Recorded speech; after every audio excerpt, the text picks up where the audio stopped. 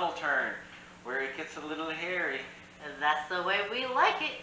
You know it, all day, every day. I'm Phil. This is Cristina. What's up? And we are back for part 2 of our top 10 best tracks to visit. Best tracks overall, for that matter. Bucket list type of tracks. Best tracks in NASCAR. Oh yeah, we are getting down to the nitty gritty, folks. Ladies and gentlemen, boys and girls, children of all ages, this is the top 5 tracks you must see. Not to mention, to me, the best 5 tracks there are in NASCAR.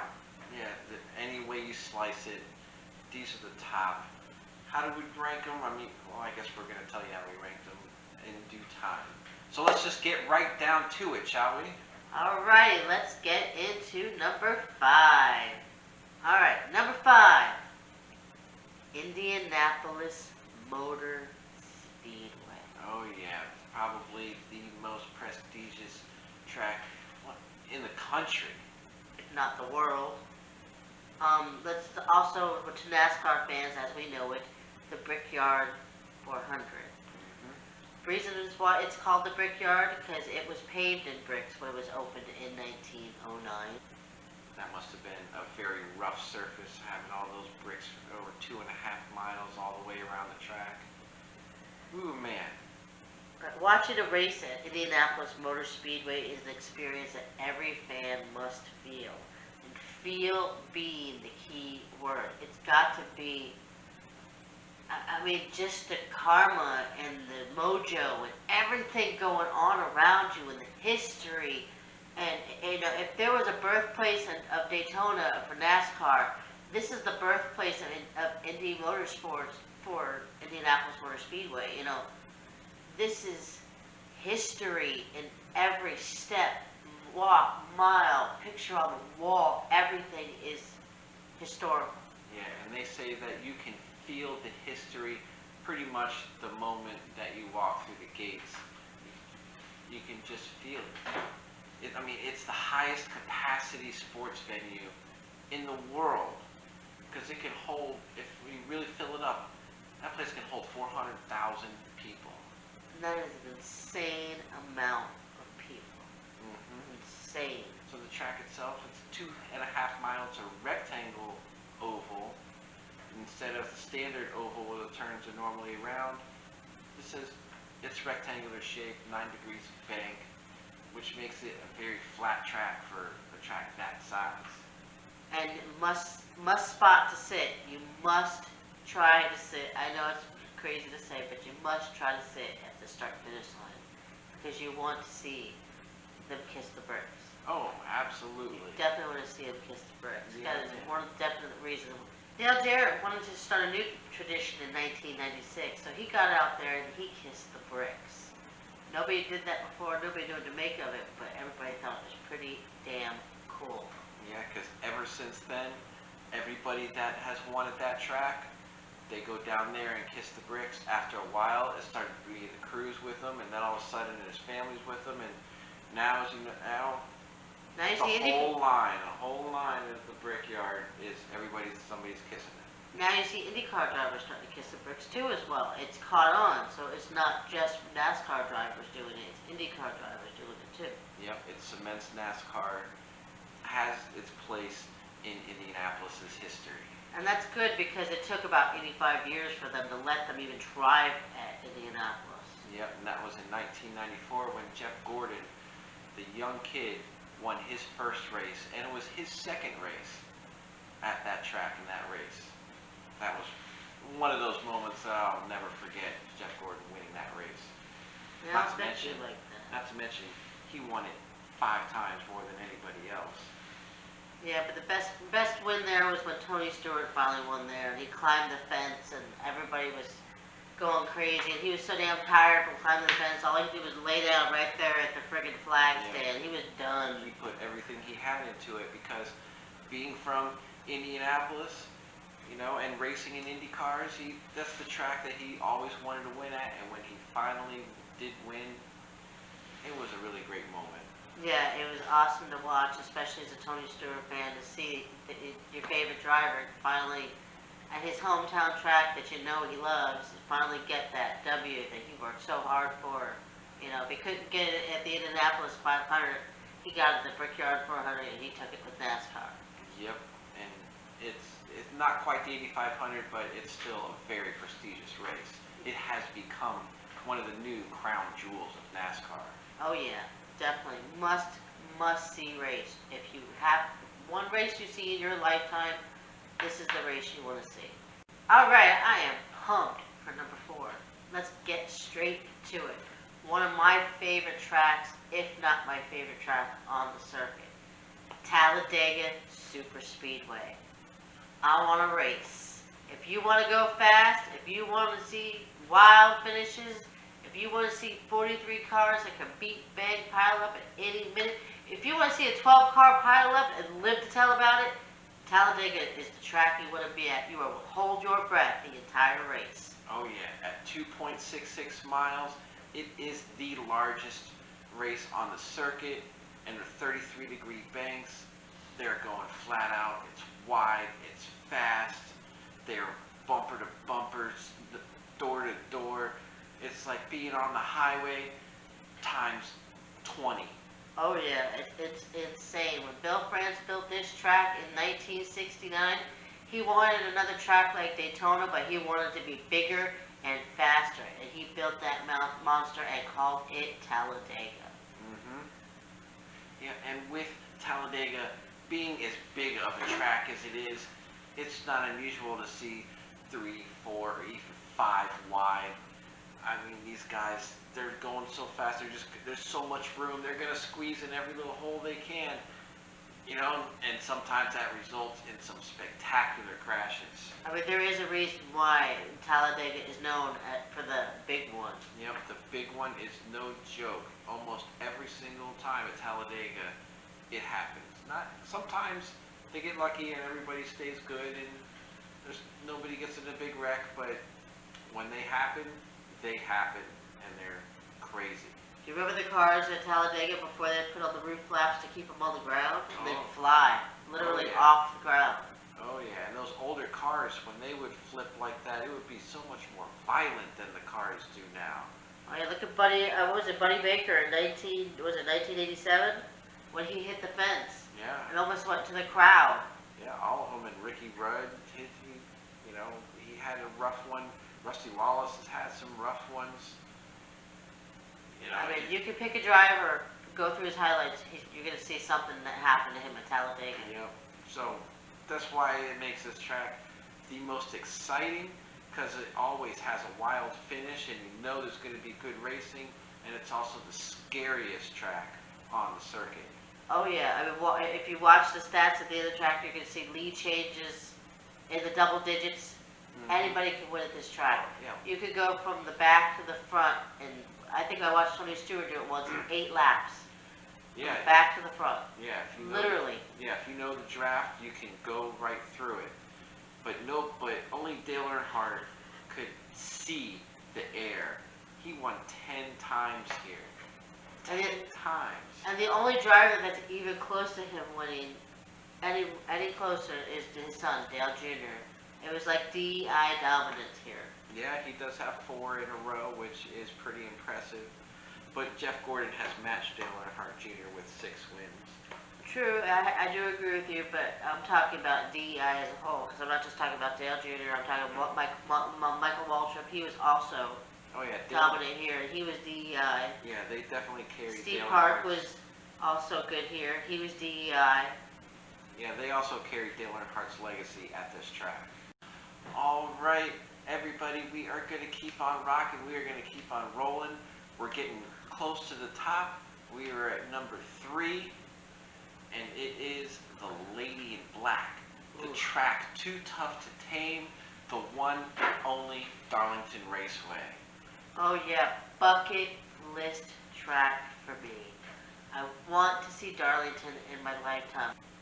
When I first met my husband, that's when I first started watching NASCAR. I had bits and pieces of it. I watched through my childhood. My dad watched it off and on, but it wasn't an every week thing like with my husband, where I just couldn't help but get into it. Every week. Every freaking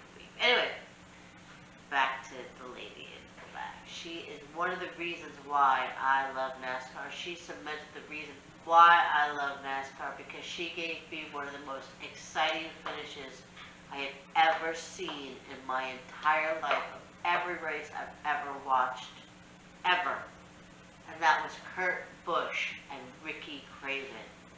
I remember we were sitting in the living room with some friends, and those last couple laps where they were going back and forth, and Ricky Craven would get there, then Kurt Busch would get there, then they'd fight their way. We were screaming at the television the entire time that it was happening. Yeah, those two, neither one of those guys was going to give an inch. They wanted that win desperately, and you could see it. It was such an awesome finish, came right down to the wire. They were into each other in the wall. It was just a really crazy finish and a really great moment in NASCAR and Darlington. I believe that's one of the closest finishes in history. I don't know if it's that or Harvick that's the closest, but if you know, let me know. Comment below. 0.002 of a second.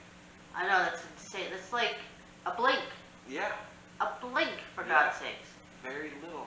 But that's not just the only memorable moment. You had Bill Elliott when he won the Winston Million. In the first year, they decided to do it, winning 3 out of the 4 crown jewels. He won the Daytona 500, he won the Winston 500, and then he goes to win the Southern 500 and take the $1 million. And in 1985, $1 million was huge. Oh yeah, love Bill Elliott. I didn't get to see as much of his racing as much as I would have liked. Like I said, I met my husband, and that's when I started watching. So I saw the final years of Bill Elliott, but he seemed up to the very end very competitive. He seemed like a stand-up guy, and you know what? He's got a really great second-generation driver. Bill Elliott, he was amazing. He was the awesome Bill from Dawsonville. And now we have the bounty. And now we have the bounty hunter. Yep, that we do. And then the Winston Million, it goes for years and years and years, and when nobody can ever win it, until this kid Jeff Gordon comes around. Jeff Gordon comes and wins the Winston Million, and that was a great fight with him and Jeff Burton to win that last race at Darlington. That was another brilliant finish. Good old Jeff Burton, huh? Mr. Safety. Yep, but he couldn't do it. Jeff Gordon beat him. And then after that, they said, okay, no more Winston Million. And then they did some other stuff. But that was the beginning and the end of the Winston Million. Oh, yeah. I can't promise you the whole track will be exciting. There are parts of the track that do get a little long, because with the Darlington, you don't race each other, you race the track. That's why she's the lady in black. That's why she's too tough to tame. Because you race her. One mistake, one moment you're not paying attention, she will make you pay. Oh yeah, you go into the turn just a little too hard, or don't quite hit your mark, and then you're coming out of the turn, and just the walls slap you in the side, and then all of a sudden it hits you the wrong way, and then your car doesn't handle right. You have to respect Darlington Raceway. David Pearson certainly respected it. He has 10 wins here, more than anybody else, which is pretty impressive. You know what's insane as well? You learn something new every day. I have been watching NASCAR for at least, I want to say 20 years that we've been together. And I just found out today, I always thought the Lady in Black was because they've said on TV before that when they hit the wall, they make the black stripe. That's why she's the Lady in Black. But I had just found out today, they call her the Lady in Black because when they first paved her, it was so black that that's the name they came up with. There was so much asphalt because the apron is so big, the track is so big. So when you would get in the grandstands and you would just look and see black all over the place, and that's where she got the name the Lady in Black. But then the fact that cars ride up on the wall and paint the wall black every time helped her keep that nickname, the Lady in Black. Oh yeah, Lady in Black don't play. And count your lucky stars that you still have Darlington to go to. Yes. Because we almost lost it. It almost went to oblivion like Rockingham and North Wilkesboro. But they wised up. The people saved it. They renovated it. They added lights. They got the people coming back. And thank God we still have Darlington. Yeah, it's very fortunate because you almost could have blamed NASCAR in a way because in the early 2000s, in 2003 when this happened, NASCAR was in its prime. You had Daytona selling 100 some thousand seats. You had Bristol 130,000. And then you have Darlington, a track that can hold 45,000, not even being sold out. So it was getting harder and harder for NASCAR to justify keeping them there. So fortunately when that happened, the track did something about it, the fans did something about it, and the track was saved. It's got its Southern 500 date back, under the lights now, so it's not as hot. Amen. And Darlington lives on. And we still get to see stashes every once in a while when the kids all get dressed up. That's right, because now when they do the Southern 500, they do the throwback paint schemes. Always makes that race just that much more fun. Yes, it does. I love those throwbacks.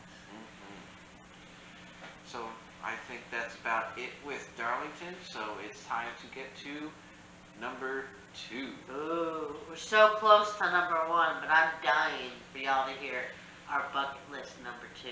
Take it away, baby. Well, all right.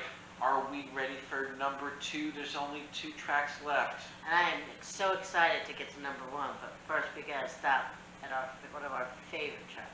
Yep, this is a track that we have been to. This is the World Center of Racing, Daytona International Speedway, home of the Daytona 500. And birthplace, of course, of NASCAR.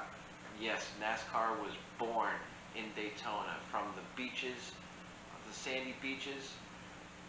They built this big, huge track, and it was a hit from the very beginning.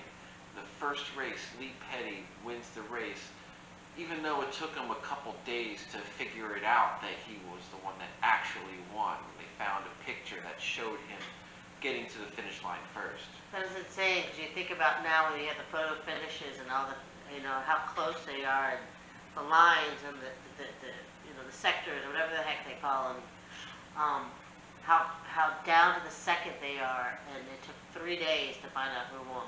Right, they had to track down a picture. Somebody somewhere must have taken a picture to see how this happened, and they found it. And then you go on in history, great moments. There's the famous fight in the 1979 Daytona 500, the first one to be aired on TV from flag to flag. Donnie and Bobby Allison versus Cale Yarborough fighting after the race. Trust me, you've seen it in reruns and YouTube videos. You've seen it. It is friggin' hilarious. These two dudes look like both my grandpas just wailing on each other, dude. Yeah, so if you haven't seen that, I suggest you look that up on Highly YouTube. suggested. It's just a great moment, I mean, I could give you a great one for me. One of my most memorable moments. First time I was ever at the Daytona 500. See, I'm very lucky that I live in South Florida, so going up to the Daytona International Speedway is quite easy for me. It's a little, about 3-hour drive up the road? 3.5-hour drive. So it's right, it's just, I can get there and come back in one day, but I remember my first Daytona 500. I was so PO'd because Tony Stewart got wrecked out by by Kurt Busch. And I was already PO'd about that. We were freezing our butts off. I know it's not cold to everybody else who's in all the snow, blah, blah, blah, blah, blah, but I live in a tropical climate and I can get cold. Thank you very dang much. I had one jacket on that I had brought, and I had bought a Tony Stewart jacket, and we were sitting on the back stretch, and the wind was blowing over, so we were freezing.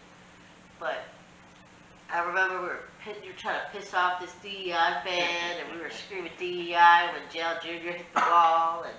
But it was all in good fun. We shook hands afterwards. It's all in good fun. And then the finish with Harvick and Mark Martin. I was so hoping that Mark Martin could get it, but Harvick just beat him to the line. And as much as I wish Mark Martin could have won if they called a caution earlier, I'm glad they let him race to the line because there was nothing between them and the finish. Throwing a caution wasn't going to stop the wreck from happening. I'm just glad that they let him race it because that was an excellent finish.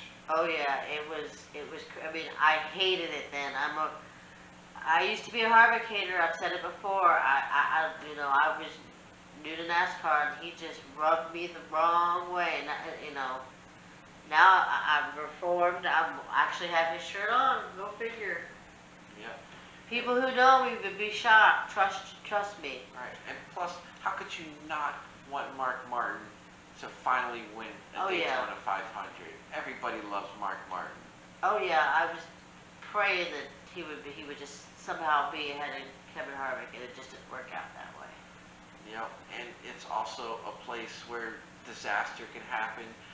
I mean, we've seen Bobby Allison's crash, the reason that they made the restrictor plates, which in the long run it makes the cars safer, and it makes the racing better because everybody's closer together and drafting plays much more of a role, and it makes for much exciting finishes.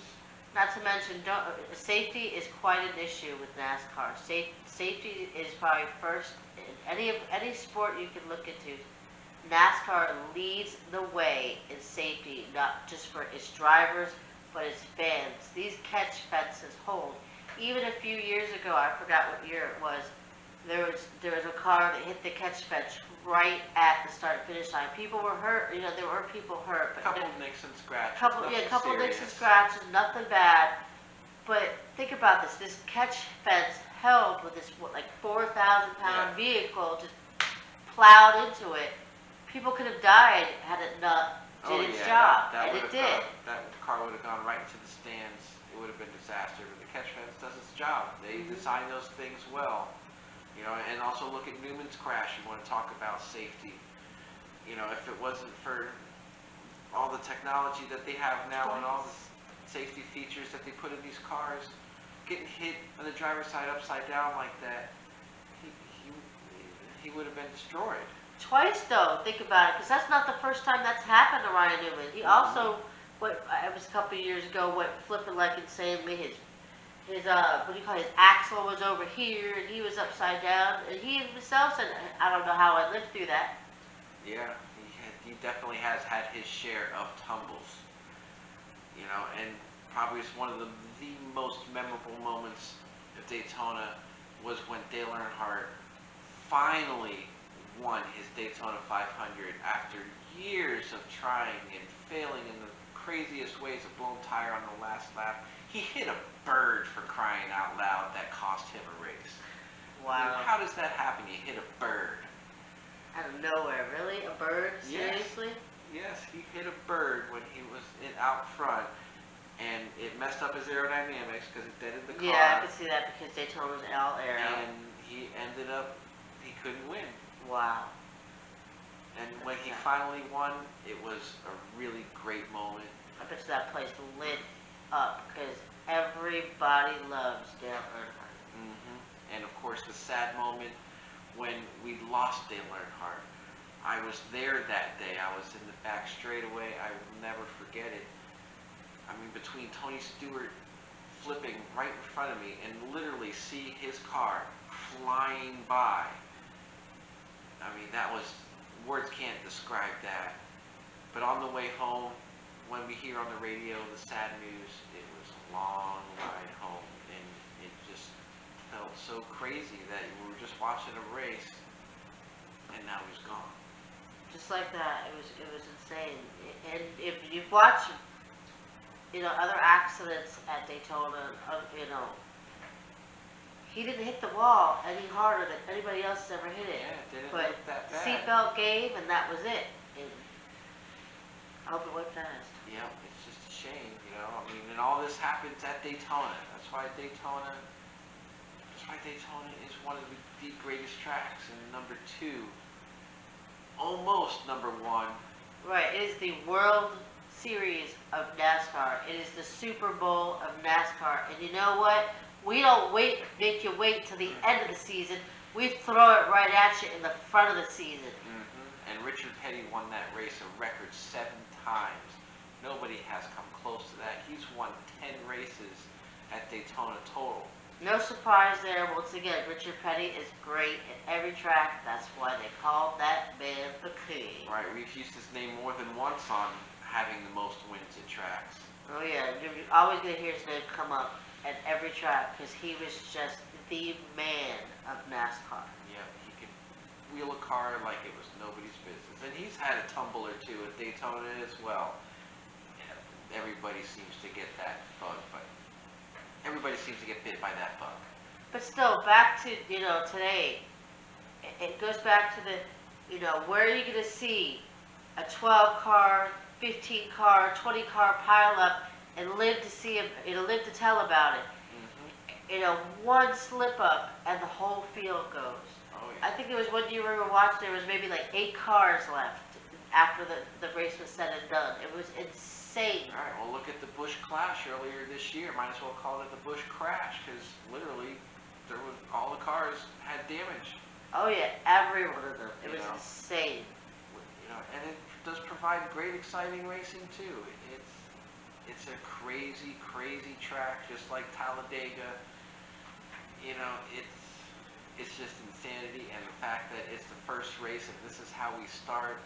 You build excitement for it. You're building and building and building all year long, or all off season long. Not to mention, let's not even talk about just the track itself. Let's talk about Daytona Beach. Oh, I mean, everything around there. I've been to Daytona Beach. I don't know if they still let you do it, but they let us do it when we were there. You could literally drive on the beach. Yeah. That's why they were able to race on the beach. The sand is so hard, you could drive on the beach. Yeah, and we parked our car on the beaches. And it's such a wide beach. It's such a big beach, so there's plenty of room for cars to drive, which is why it was the perfect place for them to race, because the track was already there. All they had to do was just turn around and come up the road the other way, and there's your racetrack. Heck yeah, it was when we first met, sweetie. Yeah, it's a beautiful, beautiful beach. It is. Daytona is also just a great city. There's so much stuff. There's museums and... Oh yeah. Don't forget, you can get speed, if you're not there for the Daytona 500, if you're just passing through Daytona, they have Speedway tours, they take you around the track, they've got all kinds of history in Daytona. They usually have the car that won the Daytona there at the track. Yep, you can go see the defending Daytona 500 champion there in the museum. It's always there. I mean, if you take the time, we did it on our honeymoon, we took that tour. Yeah. But if you have the time and you want to go to a good track that's going to keep you on the edge of your seat the entire track, and hold your breath, because there is going to be lead change after lead change after lead change after lead change up to the very last friggin' lap. Daytona's where you want to go. Yep. Go to Daytona. If you ever get the chance, go to Daytona. It's a beautiful track. All right, it is time for number 1. Since we started this video, I have been dying to tell you about this track, but I had to wait till now, because this track is the best track ever. Yeah, I think we agree pretty much right away. This track has to be number 1. Oh yeah, this track is the world's fastest half mile, the last great Coliseum, The Bull Ring. Bristol Motor Speedway. I mean, you've already gotten to see it on TV this year, and the whole race was just exciting. Start to finish. Start to finish. Imagine that live. That is my bucket list track number 1. I will be at Bristol someday. I know, they don't call it the last great Coliseum for no reason. It is craziness in there. And you got so many cars in such a small space, that's why it's so loud.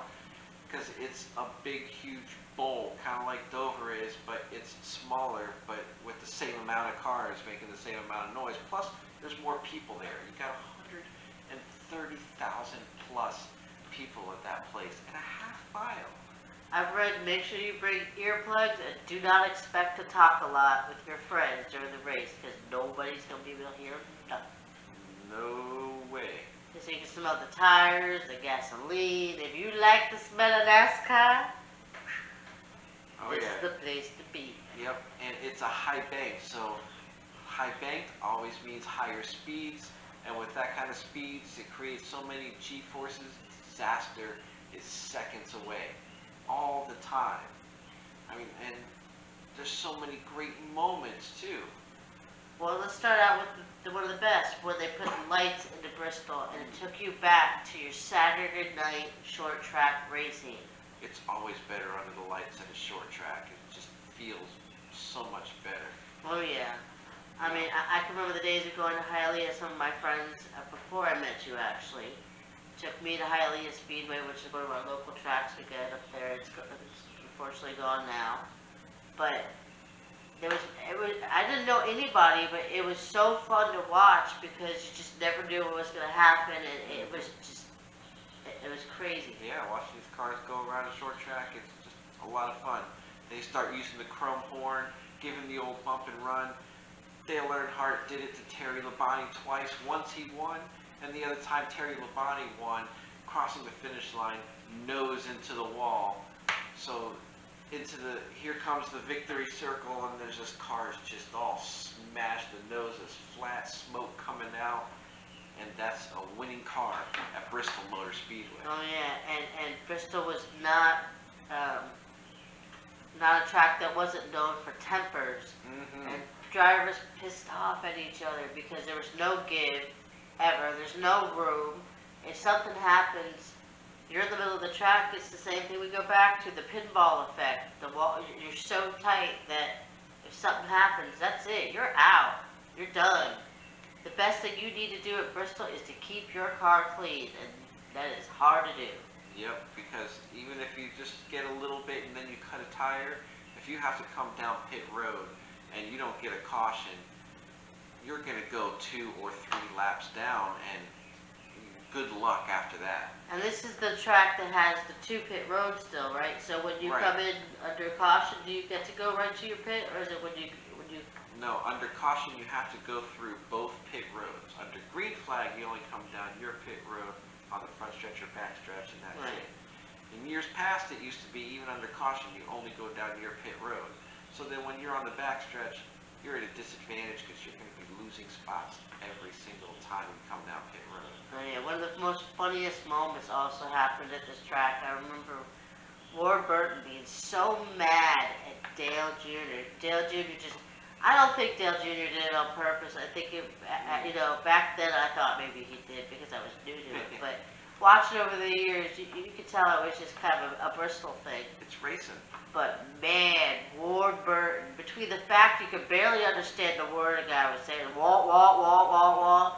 I mean, he was your typical, that joke that you hear, okay, that NASCAR driver that you hear and all the jokes that can't understand a word he's saying, and he did whatever, but this was Ward Burton. This man was mad. He had no problem telling you how he felt. No, but don't get us wrong. We love Ward Burton. That guy, he used to be a great driver, and he was always entertaining. I miss him, really. I do. I wish he was still around. I bet he'd teach these drivers a thing or two. Yep, and you also had the whole Kurt Busch and Jimmy Spencer thing, where Jimmy Spencer called him a nobody.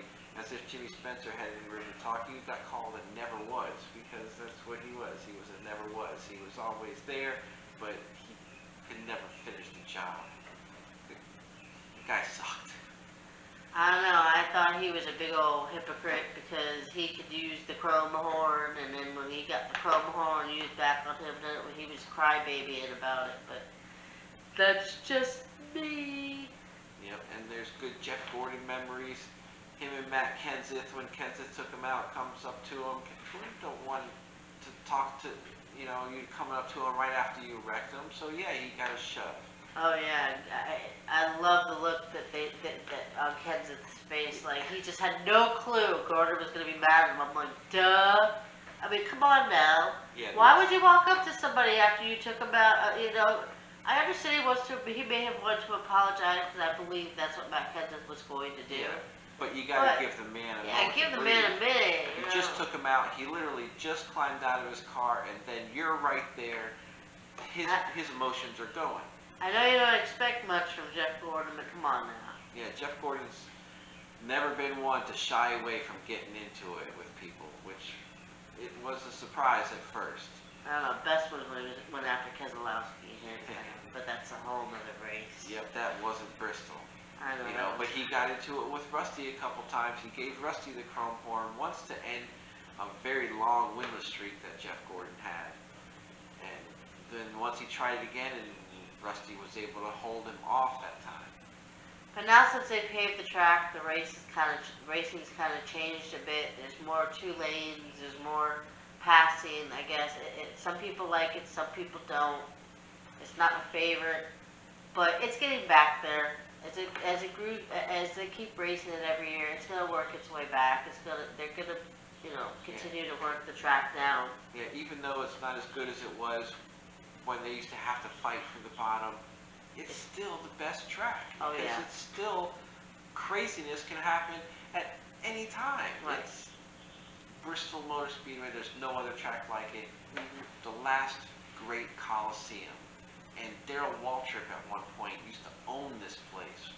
12 wins, more than anybody else. 7 straight wins at Bristol, which is insane considering how things can happen in Bristol. And the driver introductions, how about that? Oh, They get to pick their own music. I mean, I know it's not. Oh yeah, it's the driver introduction. The driver introductions are cool. They get to pick their music. They come out like they're almost on the red carpet. acting like they were in the WWE. Yeah, it's insane. And then I remember Keselowski walking up. Kyle Busch is an ass. Oh, it was hilarious. And the crowd ate it up. Oh yeah. It was glorious. There's no other track that can put on the kind of race that Bristol does. Oh yeah, you will never forget the Bristol experience. Not ever. That's why we would. That's one track I have to go to, or we have to go to at some point. We got to get there. Oh yeah, I want to be there with you one day, baby. And we're going to. It's only a matter of time because that place is awesome. And you can help us by commenting, liking, subscribing, getting in on our power rankings. Tell us what you think about them. Tell us what tracks you liked. What are you thinking about going to, maybe? If you like something better, let us know. Or if you disagree with our number one or any of our order of best tracks. Should Darlington be number one? Should Daytona be number one? You know, what do you think? We want to hear from you. We definitely do. We love the feedback. We love to argue it out with you. We are passionate about how we feel about these tracks. And anything else you want to put in there, baby? Passionate about all things NASCAR. Right. Don't forget to check out part 1 before you watch this video. We'll put a link up for you to click on part 1. Right. Absolutely. Because if you haven't, you've got to see part 1, obviously, before you can see this one in part 2. Right. But that's about all we have for today's Tunnel Turn. Thank you for joining us. Thank you for sticking with us and watching us all the way through. That really helps us also. Until next time, have a good day. See ya.